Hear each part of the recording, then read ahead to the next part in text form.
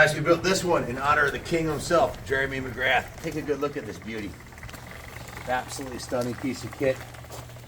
This is the bike he used to dominate the Supercross and Motocross series, 93, 94, 95, 96. He was the man to beat and considered to be the greatest Supercross racer of all time. This is part of his history right here.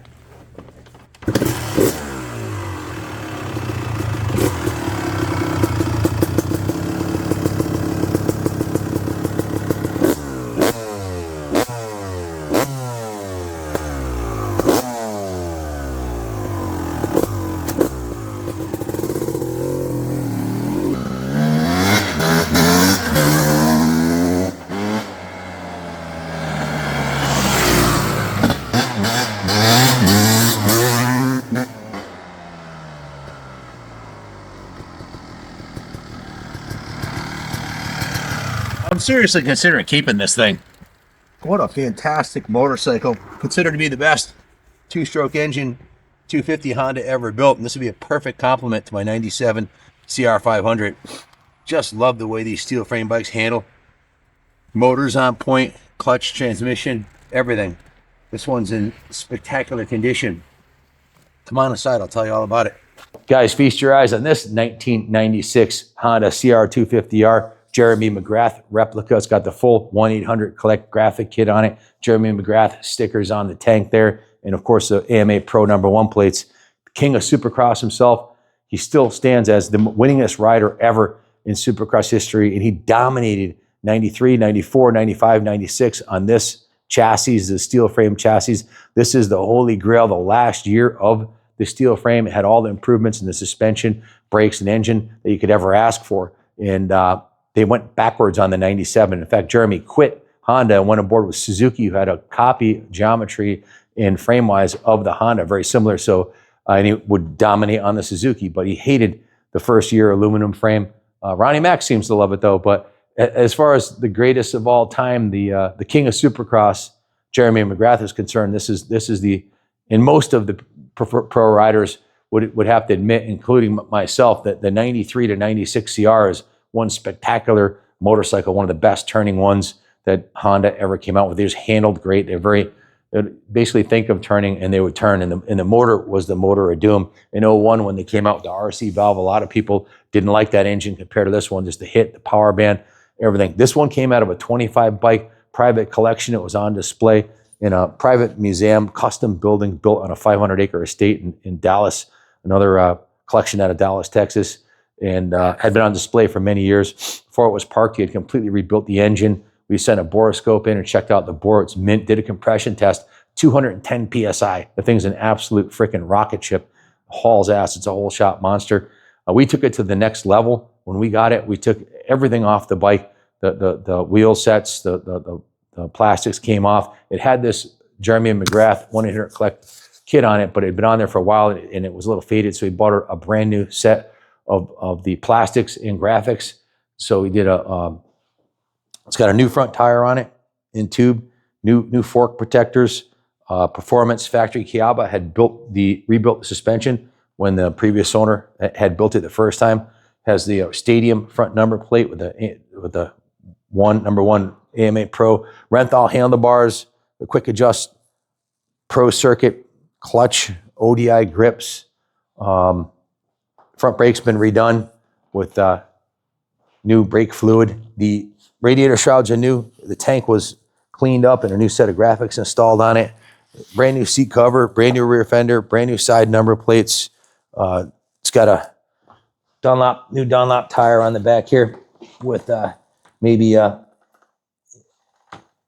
10, 20 minutes ride time on it. Brand new Renthal sprocket, brand new chain, all new graphics on the swing arm. The shock spring was redone and looks brand new. The pegs are in excellent shape. As far as the engine covers go, it's got a Pro Circuit Racing ignition cover, has the original countershaft protector. We've gone through, the fuel system was gone through, a brand new fuel petcock, tank was cleaned out, new fuel lines, new air filter, new twin air filter. Key and carb was cleaned and rebuilt. New carburetor drain lines on it. It's got the Works connection frame protectors. Just a beautiful piece. A lot of new hardware on the bike.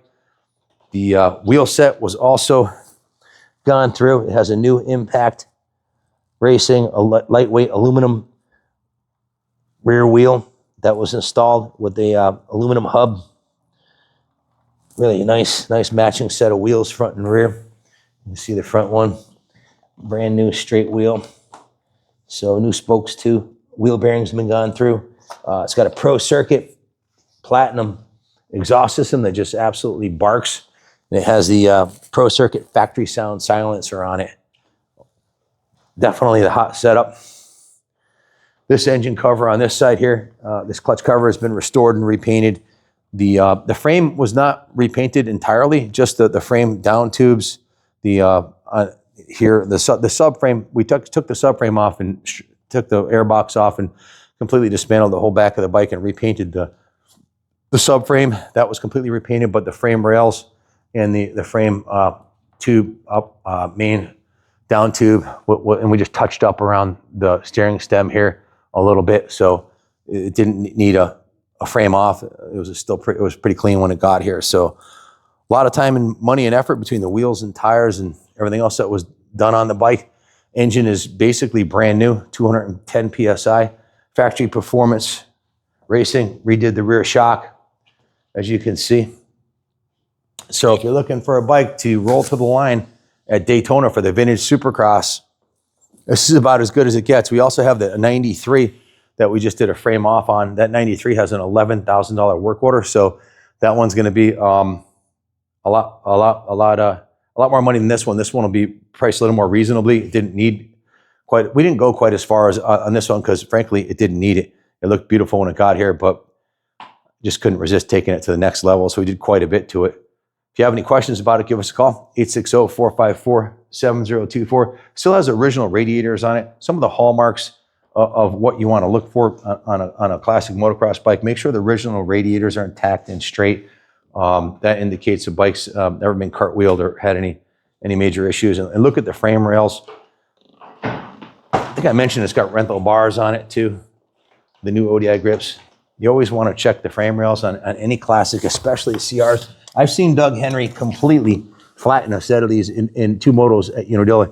These black marks here, this was all touched up recently when this is all repainted when we put it through the detail shop. But there's not a single ding on this frame rail right here. That's absolutely, actually there's one tiny little ding right here, a little pea-sized ding right here. But usually, like I flattened a set of these on my 86 CR500 in one season. I've seen Doug Henry in one moto, maybe it was two motos at Unadilla, completely flatten them like pancakes, and they took the frame off and cut it in half right in front of all the fans. I was surprised to see that. But original engine cases are in excellent condition.